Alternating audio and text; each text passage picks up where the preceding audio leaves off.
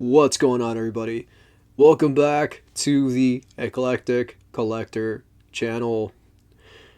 So, this time around, what I want to talk about is a series called MamaYuyu, which I've found to be a lot of fun. So far, it's had some pretty mixed reviews, but I think that there is a lot of potential in this series, and I want to talk about it. I want to do a first impressions about it. I think it's like 7, maybe 8 chapters deep at this point in time. And I usually do these videos for series that are like sometimes 2 or 3 chapters deep. But I've been busy with a lot of other stuff going on this channel, and I got kind of sick, so that threw a wrench into a lot of things. So, yeah, let's do this. We're going to do a first impressions video about MamaYuyu, which I've personally quite enjoyed. And if you've read it, I'd love to know your thoughts. So, let's jump right into this. So, MamaYuyu is about this kid who is born the hero in essentially a time of peace. It reminds me of this other series called what is it, level 1 demon and the one room hero or something like that, which is actually a really good series that I've read like the first 3 volumes of, and I actually watched the anime of that series as well. And that kind of like the premise reminds me of that, where like there was this hero who defeated the Demon Lord, and now the Demon Lord is reborn, but the Demon Lord kind of was reborn prematurely and is like this little chibi type of character, and the hero has pretty much let himself go, and he's like a slob and whatnot. And that's kind of what this makes me think of a little bit, only it's not 100% the same thing. In this world, whenever a hero or a Demon Lord dies, a new one is immediately reborn. So in the case of this story, the hero, whose name was I think like Hollow, was killed, or not? He wasn't. I think he was killed, and he died in a sense to become like a martyr to usher in this new time of peace. And he ends up being raised by the current Demon Lord. So she raises him as if he were her own offspring, and it's a pretty, interesting series. The concept of it's really cool. The first chapter, I think, is like 50 something pages, which usually whenever like a new series drops, they always have like the first chapter is often like something like, like 50 pages, 80 pages, depending on the story. And for me, the first chapter of MamaYuyu was pretty strong. I thought it was really good. I thought it was really well done. It had like this To Your Eternity sort of a quality to it, which I personally really liked. Though there were people in the comments, because I read it on the Viz Shonen Jump app, and there were people in the comments that didn't like it, that they thought it was a little too rushed. But for me, like, I felt that it worked, given that we get the setup of who these characters are. We get the kid who is the reborn hero, and the Demon Lord that raises him as if she were his mom. We get like their whole dynamic where he doesn't really appreciate her, being on top of him, and he just kind of wants to branch out. He wants to be a hero, but he doesn't know how to be the hero. And then he meets a hero from another world, and that hero supposedly, is going to like take him under his wing and show him how to be a hero. But what ends up happening is that dude tries to kill him.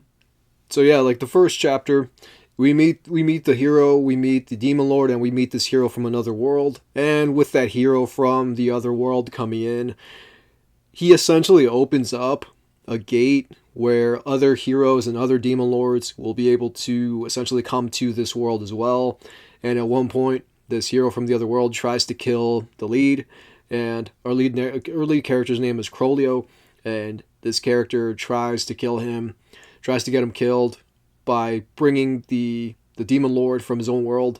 Or no, he doesn't bring him in, but he actually follows the dude from his world into Crolio's world, because there's like a whole bunch of different universes. It's like multiverses of heroes and Demon Lords. And what I really liked about this series is the way that it handles the different worlds and the different kind of like Demon Lords and beings and whatnot.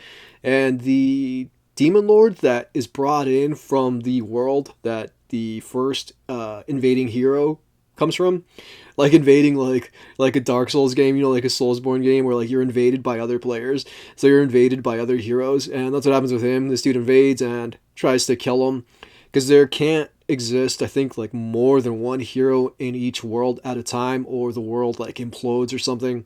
It starts to unravel at the seams. There can only be one hero per world at each time, at one point in time or whatever. That dude wants to become the hero in this world because his own world was destroyed by the Demon Lord and by like the forces of evil in that world. And his world is pretty much like a wasteland. So he wants to exist in this world, and he tries to kill Crolio by having him be annihilated by the Demon Lord of his world, which is like this really disgusting looking like eye monster, which is really terrifying. It was genuinely horrifying to look upon. It was in the first chapter, dude, and seeing all this happen in the first chapter like blew my mind. I just thought it was like really well done, and I felt like the mangaka did a pretty solid job of sort of creating this horror, that this dude lived in this world where this crazy, horrible looking eye monster was his demon lord. And this is a little bit of a spoiler, so I mean, I understand if you don't want to listen to this part, but this all happens in the first chapter, by the way. The hero from the other world decides to sacrifice his life to save Crolio, and in doing so, Crolio ends up inheriting his abilities. He's got like latent abilities, which are like magical abilities, and he ends up using those abilities later on in the series to essentially fight a different demon lord.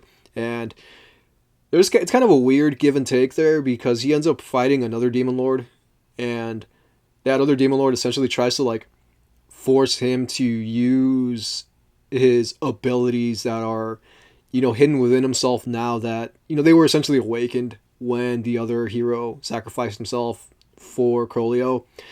These abilities are awakened, and when that happens, he has no control over them.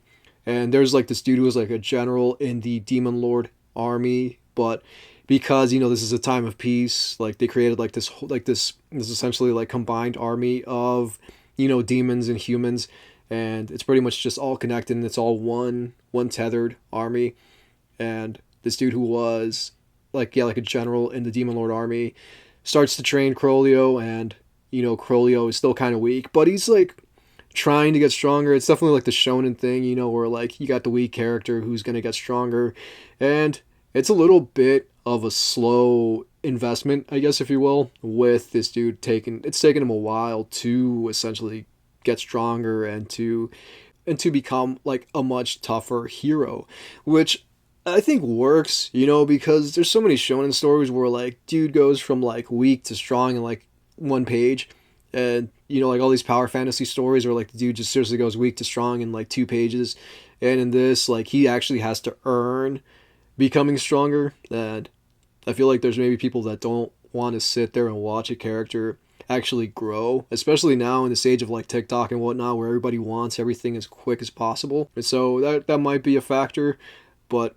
at the same time, there's parts that are a little slow and parts that are a little more, that happen a little too fast. So there's like, it's kind of jank, I guess. Like it's not really, it's kind of like, the pacing's a little weird in certain areas where like we'll be in the middle of a fight, and then suddenly some time will have passed, like a couple of hours will have passed, and they're like in a different area, which, there's things like that are kind of jarring because it doesn't add up.